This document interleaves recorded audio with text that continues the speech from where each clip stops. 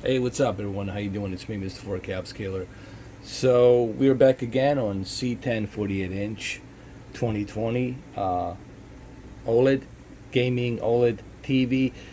48-inch. It's no different than all the other C10, whether it's 55, 65, 77-inch. They're all the same processing power. They're all the same accolades, the same features. Okay, it's a C10. It's a C10. The only difference is the size. Now, the 48-inch is their gaming OLED. So that way, if you want to connect your PC to it, you can enjoy the accolades of G-Sync, FreeSync, etc., etc., and 120 hertz native refresh rate. All right, so let's get back to the this question that people always ask me. They find me on the Facebook, they find me on the Twitter, they find me on the forums, and it's always the same question. Um, what HDR settings do you use inside the game? What do you recommend? So I'm going to show you what I basically recommend on Ghost of Tsushima. This is Ghost of Tsushima PlayStation 4 Pro game, and I'm going to show you what settings I'm using, and I'll explain why I'm using these settings and why they're so important to me. Okay, and I'm going to get to that in a minute. All right, and why these settings that I'm going to recommend right now for you are important to me. So, without any further ado, let me show you. So first thing first, go down to the options menu on your user interface, Ghost of Tsushima, and then click display, and there you go. Make sure that your HDR is turned on, and also make sure that your UHD color is turned on. Same thing on your PlayStation 4 Pro. Make sure that your UHD color is turned on. If your UHD color is not turned on, then you're not gonna have any HDR metadata. Okay. All right. Now a lot of people ask me, "Hey, Mr. 4K, why is your brightness 50 and your UI brightness 50? Why do you keep everything at a balanced level?" Because you already have OLED light and a contrast light set to the maximum. Okay? Okay, so the OLED light is set to the maximum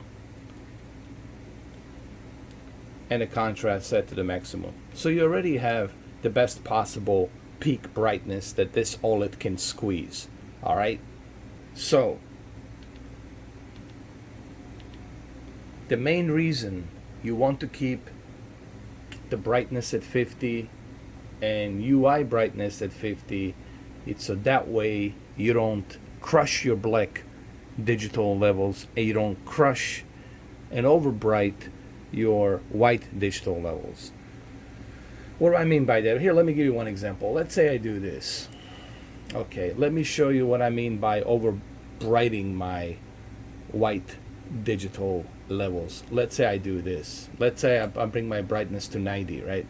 Okay, let's leave it like that. Let's go back and look at this. You can't even make out what the sky is. The sky, it's just like all bright. Everything's bright, bright, bright. You can't even tell what's down there. Everything's so over bright.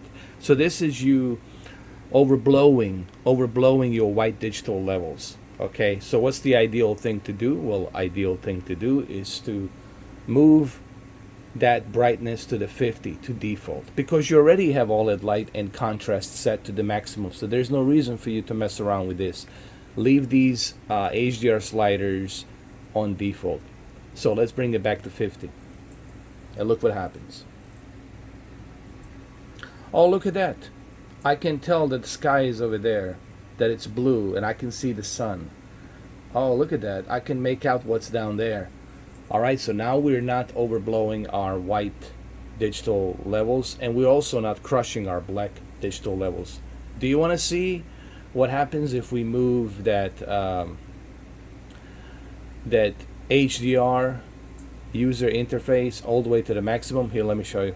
Let me show you what happens. We'll keep it like this, and you'll see just how much you're gonna crush those black digital levels. Those black digital levels gonna be so crushed, you're not gonna see nothing. You won't be able to see anything down here. So here, let me show you.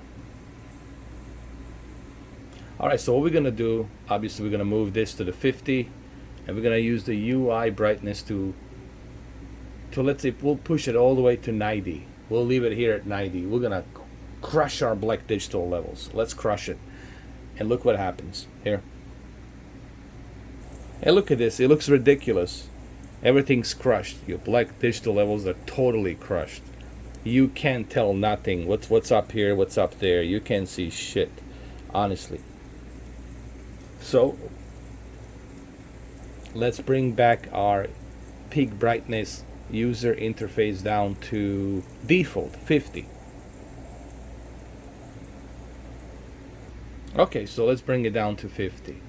Everything's a 50, 50, 50 balanced, default, 50, 50, 50, 50, default. Okay? Remember that the key ingredients for everything in life, it's balance.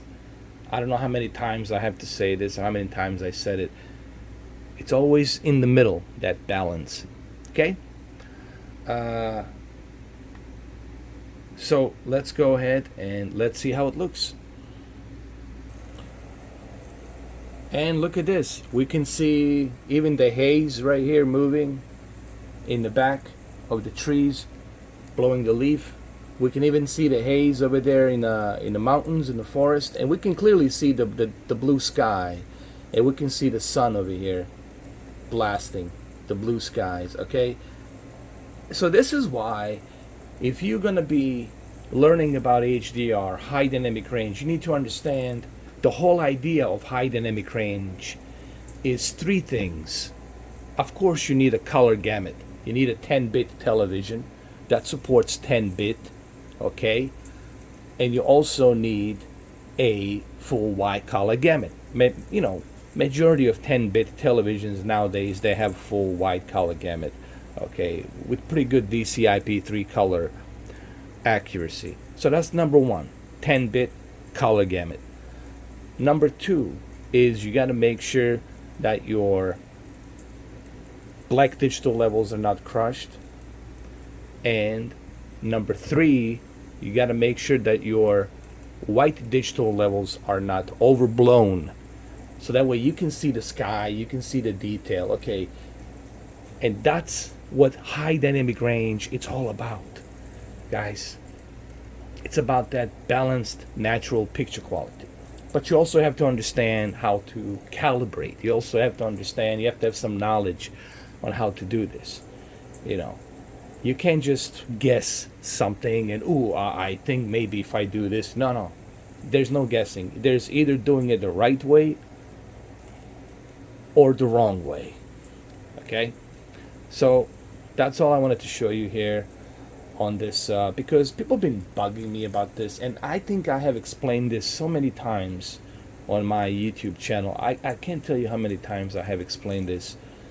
High dynamic range, I have done so many videos about this. Like I said, I have 5,000 videos. I don't mean to brag about it, but I do have 5,000 videos. Those videos are out there. Okay? So you see how beautiful this is now? You can see the nice balance on blue skies and the orange leaves and all that. All right. I wish that I could be. Listen, I wish that I could come and visit some of you guys in your houses and go in your living room to show you how to properly adjust your HDR, to show you how to properly adjust your picture settings, how to. I would teach you basically simple step of rules that you need to remember when you are adjusting picture settings. Okay, and I would like show you some of these tricks and tips, and I'm trying to do that, guys. I'm really trying to do my best here to explain this to everybody. I know that not everyone's gonna get it. I know that not everybody will understand it. I'm trying to do my best to explain the difference. So remember, the whole point of high dynamic range is the contrast. What is the contrast? The ratio between that black digital level and that white digital level. But you cannot crush the black digital level, and you cannot overblown the white digital level. And the third ingredient is you gotta have 10-bit full wide color gamut television panel, and you cannot oversaturate the colors either. And if you have a self-emitting television like OLED, then you got yourself a beautiful, beautiful, beautiful painting, if you will, natural picture quality.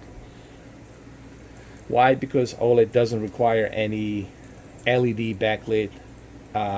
It's not an LCD technology. It's a self-emitting, organic light emitting diodes technology that emits by itself, meaning every and each pixel here emits by itself. So therefore the yellow is going to be as yellow, the blue is going to be as blue, the white's going to be as white, and black's going to be as black. And that's why the OLED, it's considered to be the best. This is why Ridley Scott said, I want to watch my movies in OLED only because OLED brings me that. The best way to showcase my movie. And the filmmaker mode with the OLED, it's, I mean, seriously, what more do you need? Especially if you have a 55 or 65 or 77-inch OLED with the filmmaker mode. Oh, I wish that LG would send me a 77-inch filmmaker mode OLED to test the movies on that. Oh my goodness. Anyway, I hope this video helps you out.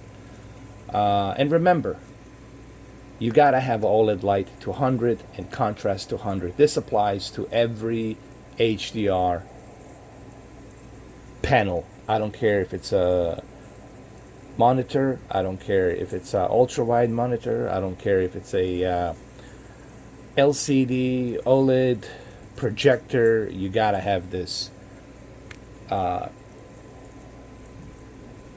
move to the maximum. The contrast and that peak brightness of that emitting light, so you can take the advantage of HDR. Alright, so I hope this is not confusing. If it's confusing, please do let me know. If you have some questions, please leave it down below. I'm going to try to do my best to explain. What I try to do here, guys, is I try to dissect this for everyday Joe, for everyday schmo, for, for regular people out there. I try to dissect this, I try to explain this, and I hope this helps. Like I said, if you have any questions, leave the comments down below, and I'll do my best to answer those questions. Alright? Other than that, thank you for watching, and I'll see you guys tomorrow. Deadly Premonition 2, live stream around 1 o'clock. Alright guys, thank you for watching, and take care. Have a good night. Bye-bye.